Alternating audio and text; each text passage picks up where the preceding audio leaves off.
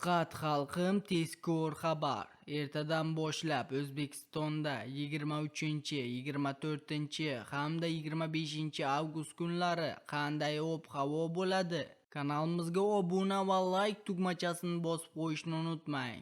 Biz boshladik. Ertadan boshlab, ya'ni 23 avgustdan 25 avgustga qadar yakshanba, dushanba, seshanba kunlari O'zbekistonda jazirama issiqdan so'ng ancha qulay, quruq va mo'tadil yoz ob-havosi kuzatiladi. Hafta boshida respublika bo'ylab tungi haroratlar sezilarli darajada salqinlashadi.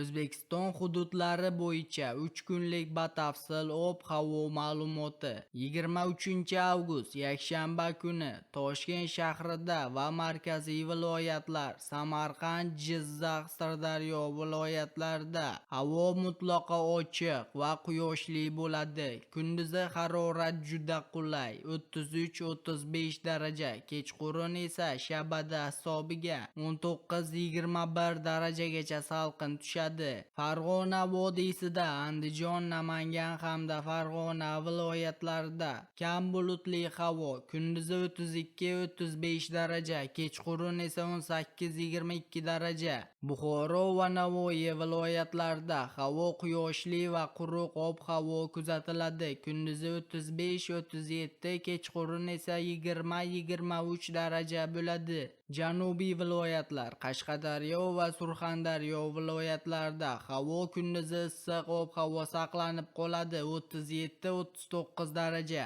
Kechqurun esa 22-25 daraja bo'ladi. Shimoliy hududlar Qoraqalpog'iston va Xorazm viloyatida g'arbdan kelayotgan salqin havo oqimi ta'sirida kunduzi 31-34 daraja, kechqurun esa 17-19 darajagacha salqin bo'ladi. Sizga yetkazmoqchi bo'lgan xabarlarimiz shulardan iborat edi. Kanalimizga obuna va like tugmachasini bosib qo'yishni unutmang. Xayr, salomat bo'ling.